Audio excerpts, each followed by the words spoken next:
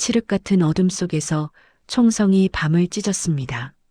살을 애는 듯한 강물이 온몸을 마비시키고 등 뒤에서는 귀를 찢는 고함. 소리와 함께 탐조등 불빛이 미친 듯이 강물을 핥고 있었습니다. 저를 조국에 바치라던 그 붉은 군복이 물에 젖어 수위처럼 무겁게 제 몸을 죽음으로 끌어당기고 있었습니다. 그 순간 저는 군인도 꽃 파는 처녀도 아니었습니다. 철조망 아래 개구멍을 기어 나오던 그저 살아남기 위해 발버둥 치는 한 마리의 짐승이었습니다. 7년간 제 목을 조여온 그 붉은 군복이 어떻게 저의 수위가 되었는지 지금부터 제 이야기를 시작하려 합니다. 시작 전에 구독과 좋아요는 저 같은 사람에게 큰 힘이 됩니다. 모두 무료이니 부담 없이 응원 감사드립니다. 함흥 장마당의 흙먼지 속에서도 제 꽃만큼은 유독 향기로웠습니다. 사람들은 저를 함흥 제1의 꽃 파는 처녀라 불렀지요. 이른 새벽 찬 서리를 맞으며 꺾어온 진달래와 철쭉을 팔아번 돈으로 저는 알아놓으신 어머니의 약값을 겨우 대고 있었습니다. 밤마다 벽 너머로 들려오는 어머니의 마른 기침 소리는 제 심장을 칼로 저미는 듯 했습니다. 그 기침 소리를 멈출 수만 있다면 내 청춘이라도 기꺼이 바칠 수 있다고 매일 밤 간절히 기도했습니다. 그러던 2005년 4월의 어느 날 운명처럼 한 명의 군 모집원이 장마당에 나타났습니다. 빳빳하게 달인 군복에 별 계급장을 번쩍이던 그 군관 동무의 말은 사탕가루를 뿌린 듯 달콤했습니다. 동무처럼 어여쁜 꽃송이는 조국을 위해 피어야 하오. 인민군대에 들어오면 아픈 어머니는 국가가 책임지고 치료해 줄 것이며 동무는 출세길에 오르게 될 거요. 그 말은 가뭄의 단비처럼 제 메마른 가슴을 파고들었습니다. 어머니의 약값, 지긋지긋한 가난에서의 탈출, 그리고 출세라는 꿈 같은 단어. 더 이상 망설일 이유가 없었습니다. 며칠 후 저는 난생 처음으로 기차에 몸을 싣고 가족의 품을 떠났습니다. 어머니께는 그저 평양의 큰 병원으로 간병 실습을 간다고 거짓말을 할 수밖에 없었습니다. 제 선택이 어머니의 목숨을 구하고 우리 가족의 미래를 밝힐 것이라 굳게 믿었으니까요. 훈련소에서 처음으로 붉은 군복을 받아들던 순간을 저는 잊을 수가 없습니다. 꽃잎보다 거칠고 투박한 천의 감촉. 하지만 저는 그 군복이 제게 주어진 가장 큰 영광이자 희망이라고 생각했습니다. 품에 꼭 껴안은 군복에서 풍기는 낯선 화약 냄새가 제 미래의 향기인 줄로만 알았습니다. 하지만 그 붉은 천이 함흥의 꽃 파는 처녀를 위한 수위가 될 줄은 저는 정말 꿈에도 몰랐습니다. 그날 이후 제 인생의 봄은 영원히 끝나버렸습니다. 입대 전 상상했던 여군 막사의 모습은 제 머릿속에서 산산조각이 났습니다. 꽃향기 대신 퀴퀴한 땀 냄새와 지독한 허기가 공기를 채웠고 혁명의 꽃이라 불리던 우리는 이름 없는 소모품으로 하루하루 마모될 뿐이었습니다. 강냉이밥 한 덩이로는 고된 훈련을 버틸 수 없어 밤마다 서로의 뱃속에서 울리는 천둥 소리를 자장가 삼아 잠을 청해야 했어요. 배급이 줄어들던 1994년 가을, 그 끔찍했던 고난의 행군이 막 시작되던 무렵이었습니다. 제 옆자리를 쓰던 순이 동무가 있었습니다. 유난히 몸이 약했지만 늘 아픈 어머니 걱정을 하던 착한 동무였지요. 그날도 아침 점호 시간에 영양실조로 쓰러졌는데 정치지도원의 눈에는 그저 정신력이 해이해진 반동으로 보였을 뿐입니다. 며칠 뒤 식량창고 청소를 하던 순이 동무의 주머니에서 말라비틀어진 옥수수 알갱이 하나가 나왔습니다.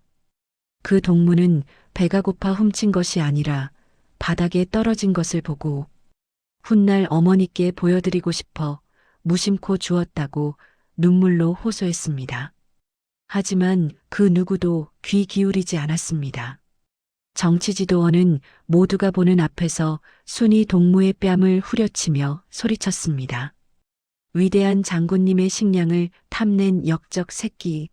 그 한마디에 순이 동무는 인간이 아닌 버러지가 되었습니다. 보위원 2명이 양팔을 붙잡고 개처럼 질질 끌고 가는데 텅 빈 눈으로 저를 한번 돌아보던 그 눈빛을 저는 평생 잊을 수가 없습니다. 흙바닥에 스치며 벗겨진 발뒤꿈치에서 피가 배어 나왔지만 막사 안에 그 누구도 숨소리 하나 내지 못했습니다. 저항은 곧 죽음이라는 것을 뼛속 깊이 알고 있었으니까요. 그날 밤 저는 뜬 눈으로 밤을 새웠습니다. 창밖은 칠흑 같았고 제 마음은 그보다 더 깊은 어둠에 잠겼습니다. 조국을 위해 청춘을 바치면 당이 우리를 책임져 준다는 그 맹세는 기만이었습니다. 존엄, 인격, 그런 단어는 이곳에 존재하지 않았습니다. 굶주림 끝에 옥수수 한 알을 주었다는 죄로 끌려간 순이, 동무의 마지막 모습이 곧 나의 미래일 수 있다는 공포가 온몸을 휘감았습니다. 붉은 군복은 자랑스러운 제복이 아니라 언제든 벗겨지고 버려질 수 있는 수위에 불과했습니다. 그 순간 깨달았습니다. 이곳에서 살아남으려면 인간이기를 포기해야 한다는 것을. 더 이상 당을 믿지도 조국을 사랑하지도 않으리라. 짐승처럼 오직 나 자신만을 위해 살아남겠다고 저는 차가운 막사바닥에 엎드려 피눈물로 맹세했습니다. 7년. 내 청춘을 꼬박 바친 세월이었습니다. 제대 날짜가 다가올수록 아픈 어머니 얼굴이 아른거려 밤잠을 설쳤습니다. 하지만 중대 정치지도원이 저를 불렀을 때 저는 직감했습니다. 무언가 잘못되었다는 것을. 그는 칭찬인지 모를 말들을 늘어놓더니 이내 본색을 드러냈습니다. 당과 조국은 동무와 같은 충성스러운 전사를 아직 더 필요로 한다. 제대는 없었습니다. 종신복무, 그것이 당이 내게 내린 영광이었습니다. 그 순간 내 안에서 무언가 뚝 끊어져 나갔습니다.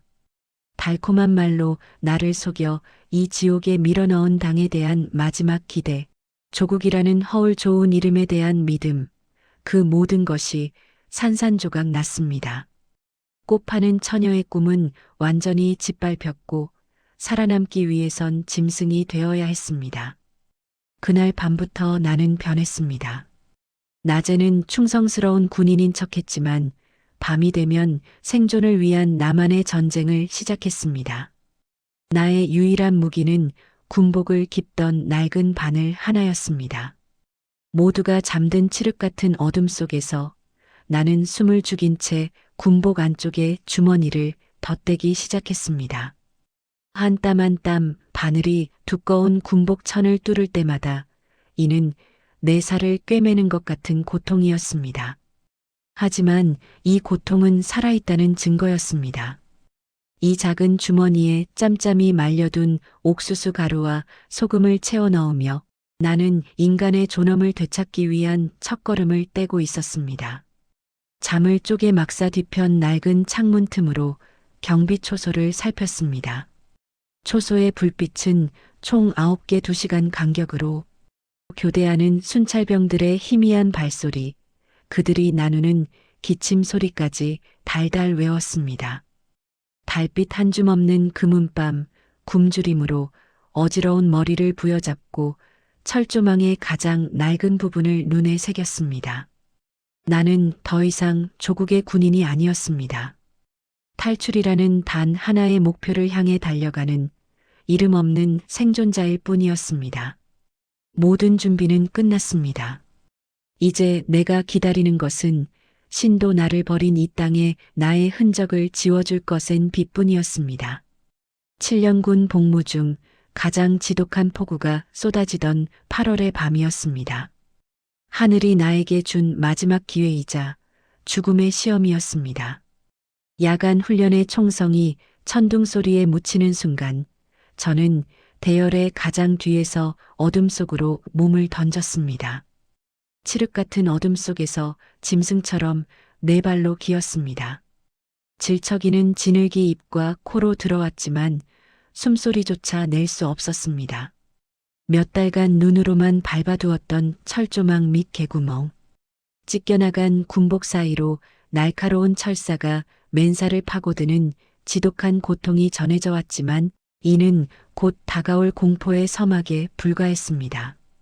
탐조등 불빛이 번개처럼 등 뒤를 핥고 지나갔습니다. 심장이 멎는 것 같았습니다. 거기 서라.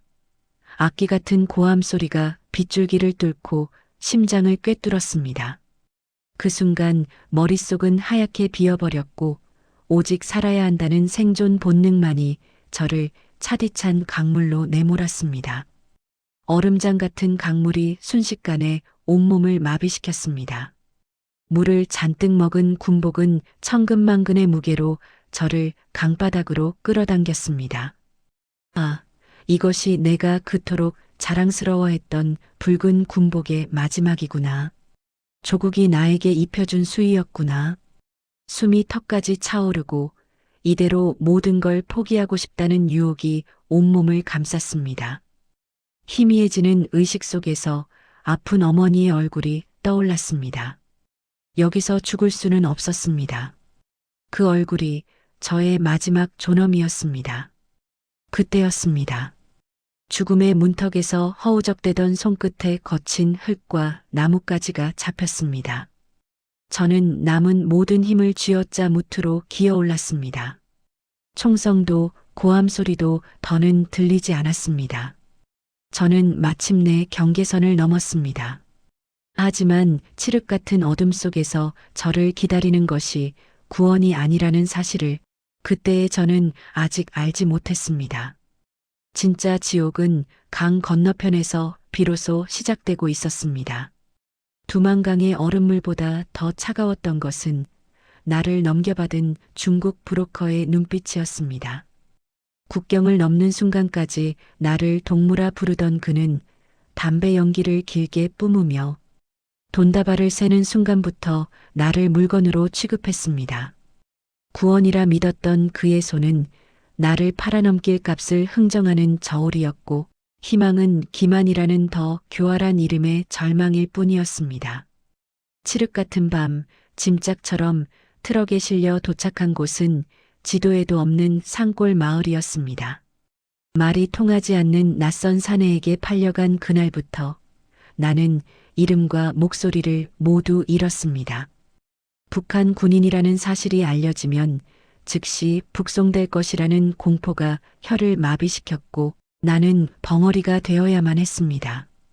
닭장 옆에 딸린 축축한 흙바닥의 창고가 나의 새막사였고 사내가 던져주는 멀건죽 한 그릇이 나의 새 배급이었습니다.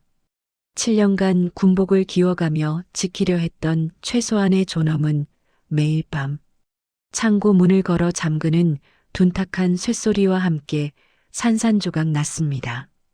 그곳은 철조망 없는 감옥이었고 총성 없는 전쟁터였습니다. 그러던 어느 날 새벽이었습니다. 물을 길러 나갔다가 외양간 뒤편에 웅크리고 앉아 소리 없이 울고 있는 한 여인을 보았습니다. 저와 비슷한 또래로 보이는 그러나 삶의 모든 빛을 잃어버린 텅 빈 눈동자. 나와 똑같은 방식으로 이곳에 팔려온 조선 여인이었습니다. 그 눈빛을 마주한 순간 나는 얼어붙었습니다. 도망쳐온 내내 나 자신의 생존만을 생각하며 짐승처럼 버텨왔는데 저 눈동자는 거울이 되어 나를 비추고 있었습니다.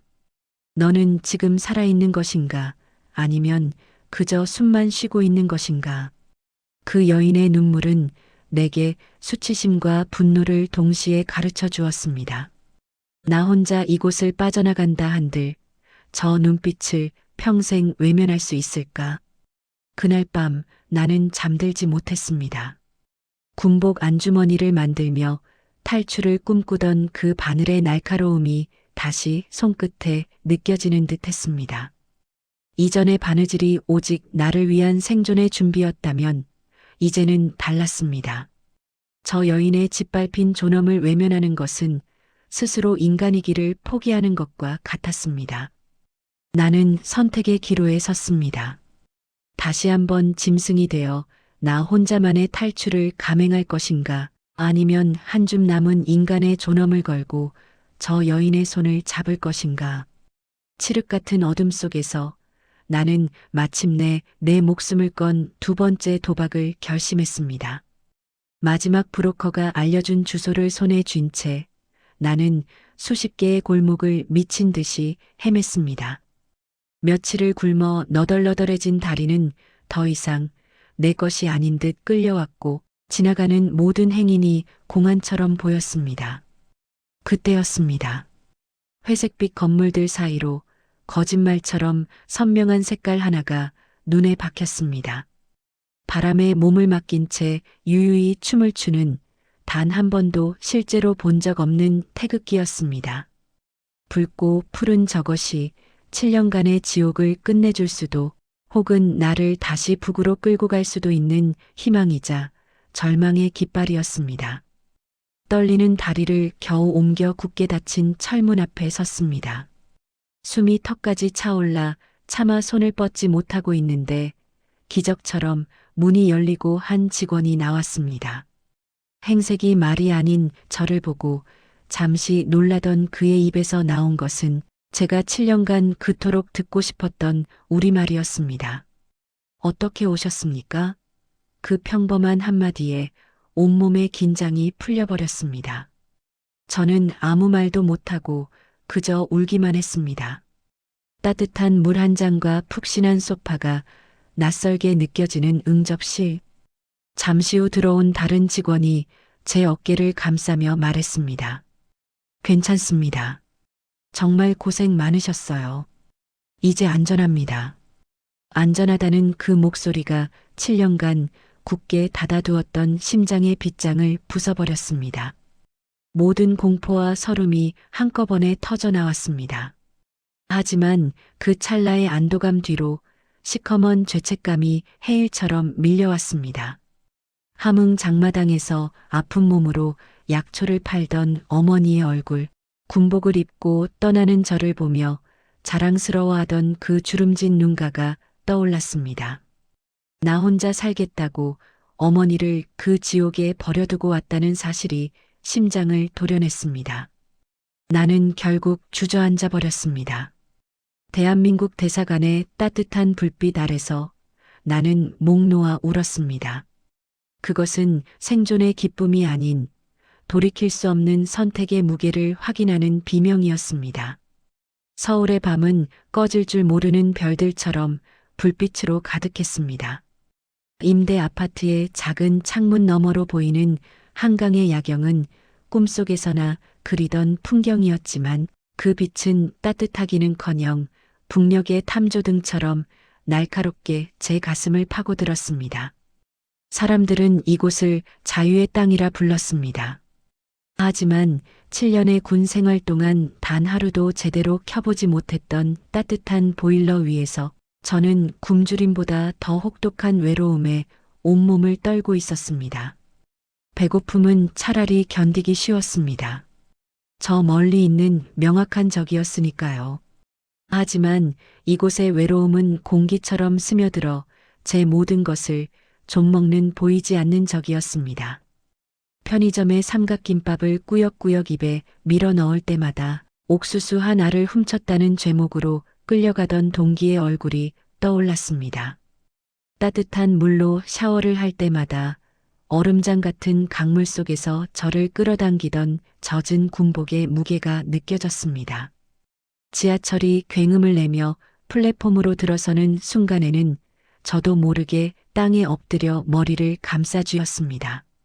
제 귀에는 그것이 총성과 경비견의 울음소리로 들렸기 때문입니다. 사람들은 이상한 여자라며 혀를 차며 지나갔지만 아무도 제 영혼이 여전히 철조망 아래를 기어가고 있다는 사실을 알지 못했습니다. 밤이 가장 끔찍했습니다. 잠에 들면 어김없이 그곳으로 돌아갔습니다.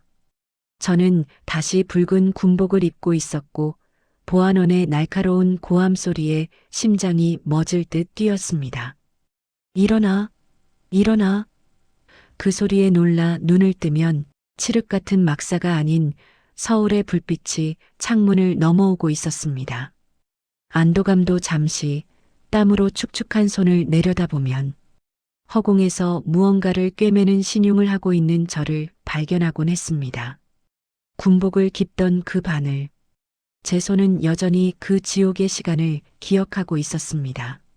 죽기 살기로 탈출한 이곳에서 나는 살아있는 것이 아니었습니다.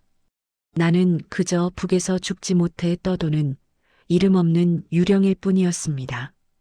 이 자유가 내가 목숨을 걸고 얻은 대가란 말인가? 그 질문에 대답할 힘조차 제게는 남아있지 않았습니다. 대한민국에서의 첫 몇 해는 어쩌면 두만강의 얼음물보다 더 차가웠습니다. 밤마다 잠에 들면 나는 다시 7년 전 군 막사로 돌아갔습니다. 젖은 군복이 온몸을 옥죄는 감각, 굶주린 동기들의 공허한 눈빛, 칠흑 같은 어둠을 찢던 탐조등 불빛이 생생하게 저를 괴롭혔습니다. 자유라는 이름으로 주어진 이 화려한 고독 속에서 나는 철저히 이방인이었고 길 잃은 망령이었습니다. 살아남았다는 안도감보다 살아남았다는 죄책감이 더 무겁게 어깨를 짓눌렀습니다. 어머니는 어떻게 되셨을까? 그 생각에 숨조차 쉴 수 없는 밤이 계속되었습니다. 그러던 어느 날 텔레비전에서 북한 인권 문제를 다루는 토론회를 보게 되었습니다. 화면 속의 한 전문가는 마치 박제된 곤충을 설명하듯 건조한 단어로 북한의 실상을 분석하고 있었습니다. 그 순간 제 안에서 무언가 뜨거운 것이 역류했습니다. 저들이 말하는 통계 속 숫자 하나하나가 바로 나의 동기들이었고 굶주림에 죽어간 내 친구들이었습니다. 그들은 숫자가 아니라 이름과 얼굴, 꿈이 있던 사람들이었습니다. 나는 더 이상 숨거나 도망칠 수 없었습니다. 침묵은 나를 살려준 이 땅에 대한 배신이자 아직도 그 지옥 속에서 신음하는 이들에 대한 기만이었습니다. 나는 7년간 입었던 군복을 깁던 그 낡은 바늘을 떠올렸습니다. 생존을 위해 주머니를 꿰매던 그 작은 바늘. 이제 제 목소리가 그 바늘이 되어야 한다고 결심했습니다. 조국의 거짓된 선전을 한 땀 한 땀 꿰매어 기만으로 가득 찬 군복을 만들었던 것처럼 이제는 그 날카로운 바늘 끝으로 겹겹이 쌓인 거짓을 찢고 진실을 드러내야만 했습니다. 함흥 장마당에 꽃 파는 처녀는 죽었습니다. 철조망을 넘던 짐승도 이제는 없습니다. 그 모든 잿더미 위에서 저는 짓밟혔던 수많은 여성들의 빼앗긴 존엄을 증언하는 새로운 사람으로 다시 태어났습니다. 저는 마이크 앞에 섰습니다. 두렵고 떨렸지만 내 뒤에 서 있는 수많은 얼굴들을 떠올리며 입을 열었습니다. 나의 생존이 단지 나 한 사람을 위한 것이 아니었음을, 나의 고통스러운 선택이 결코 틀리지 않았음을 세상에 증명하기 시작한 것입니다. 군복을 깁던 저의 작은 바늘은 생존을 위한 무기이자 제 마지막 존엄이었습니다. 만약 여러분의 모든 것이 짓밟혔을 때 여러분을 다시 일어서게 할 단 하나의 바늘은 무엇이었을지 댓글로 여러분의 소중한 생각을 남겨주시길 부탁드립니다.